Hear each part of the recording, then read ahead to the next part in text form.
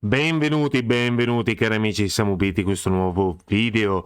Naturalmente come sempre vi ricordo di distruggere il bottone like, di iscrivervi al canale e per cui iniziamo subito. Oggi andiamo a parlare di Chamath Palihapitiya. Chi è il buon Chamath? Allora, sostanzialmente lui è un venture capitalist, lo potete vedere qui nella figura. Nato in Sri Lanka, pensate, lui è diventato miliardario comprando bitcoin, ma non solo, anche piccole imprese nel 2008. Diciamo che ha lavorato anche per Facebook, ok, nel suo curriculum, ma lui si è realizzato attraverso i suoi investimenti che ha fatto nel corso della sua vita e successivamente ha aperto, diciamo, il suo hedge fund. Perché andremo a vedere questa intervista fatta alla CNBC, tra l'altro è stato preso anche un po' in giro, ok? Sapete come sono i giornalisti americani, e per cui andiamo subito a vederla e a commentarla. Let's talk Bitcoin. 2012, I was introduced to it. I started to accumulate. 2013, I wrote an article. And so you're, hold on, just so we know we can feel bad about ourselves, you're accumulating it at what price? Well, my dollar cost average is around 100 and something. And you've held it, everything you've bought? Well, at one point, myself and, so I was introduced to it by a person. I asked him if I could disclose his name. He said no. But he, myself, and another person, all three of us relatively well known in the Valley, we started, at one point we owned almost 5% of the entire float. In 2013, we've sold, they've sold, et cetera, et cetera. I wish we had kept it all, we didn't. It's fine.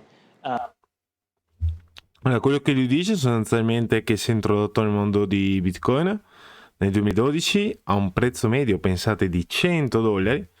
E i giornalisti gli chiedono: avete venduto? Ok, lui ha detto accumulato per tutto il 2012 e nel 2013 diciamo raggiunse i $1.000. Lui ha risposto: ho venduto una parte perché con quella parte già potevo possedere la mia azienda, ok?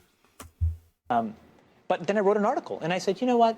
There's so much asymmetric upside here. This is a thing that either goes to, at the time I said, roughly the value of gold. And at the time, it was about $100 a coin, and so there's very little downside. There's all this asymmetric upside. I said, take 1% of your net worth and buy this schmuck insurance. And it's a schmuck insurance in this kind of very elegant, beautiful way. I missed the schmuck insurance. That was at 100. Ok, quello che lui dice sostanzialmente è che ha comprato Bitcoin perché ha letto, diciamo, questo articolo in cui veniva già pensata all'epoca paragonato all'oro e lui si è detto, ok, investiamo l'1% del capitale che ho, ok?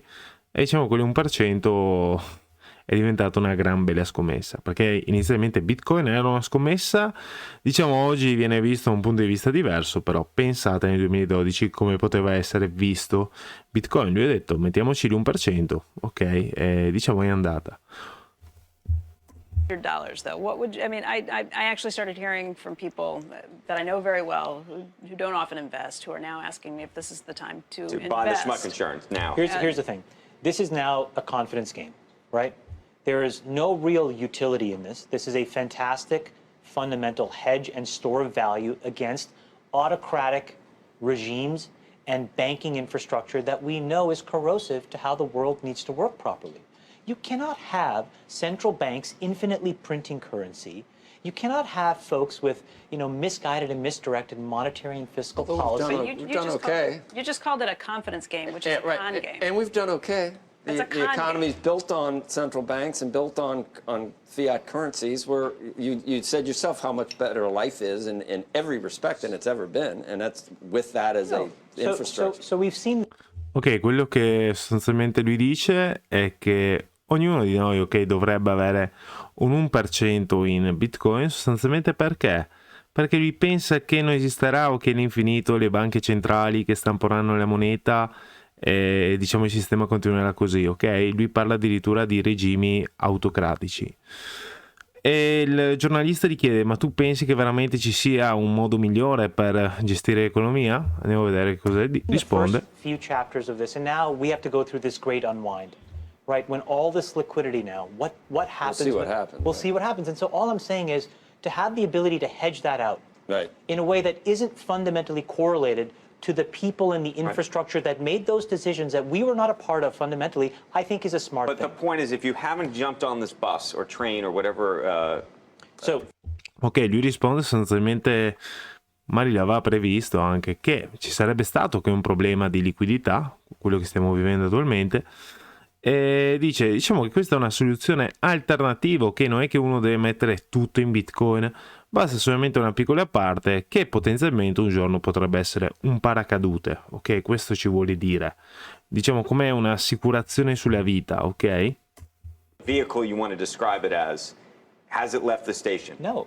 So here's what I would say. The same way that I said in 2013, put 1% of your net worth into Bitcoin, I will put myself out there today. I think this thing is $100,000 a coin, probably in the next 3 to 4 years. And I think it is, in the next 20 years, $1 million a coin. So there you have it. You're telling people to put 1% of your net worth. At the time. That's for... Now it's a lot harder. But that Ok, considerate che lui dice, ok, attualmente siamo a $1.000 per moneta e loro gli chiedono, e secondo te che valore raggiungerà? Lui dice $1 milione entro 20 anni. Naturalmente i giornalisti dicono, guardate come lo prendono in giro. That's for people who have money to play with. I mean, if you're talking to an average retail investor who's looking at this, somebody who's trying to figure out, should I put it in my 401k or should I put it in Bitcoin, you would tell them what? Well, I don't think that's the actual trade-off. In your 401k, so for example, in your IRA, you Chamath, can... I'm saying that there are people who have to make decisions about these things who I know. aren't fully invested in No, the 401k. So what I'm saying is I own a lot of Bitcoin in my IRA. It is possible. So I did take a small percentage and I put it in there. All I'm saying is there's a small God bless percentage him of to do it in everyone's the most net worth. tax-advantaged way. Absolutely. But you have money to play with. No, but what I'm saying is you could buy the S&P 500 index.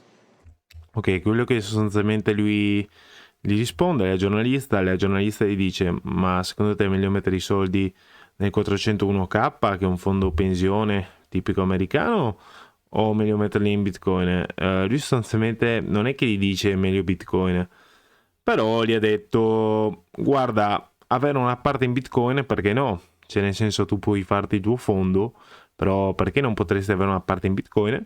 E ora andrà a rispondere, sostanzialmente molti americani investono nell'S&P 500, ok, voi potete investire nell'S&P 500, il 99% di quello che della vostra liquidità o indifferente, e magari l'1% tenerla su questa assicurazione che è Bitcoin. Buy 99% of that. So if you have $100 to invest, what I'm saying is Put $1. put $1. And the reason that $1 is so valuable is that it is fundamentally not correlated to the other 99. And just on the off chance that all the people that manage the 99 may not totally know what they're doing, the $1 may actually save us all.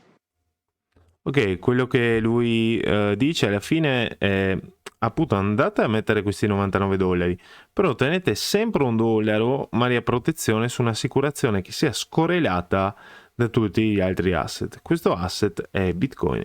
Per cui fammi sapere anche tu che cosa ne pensi di Bitcoin, se potrà raggiungere $1 milione entro, lui dice 20 anni, facciamo 5-10 anni e ci vediamo nel prossimo video.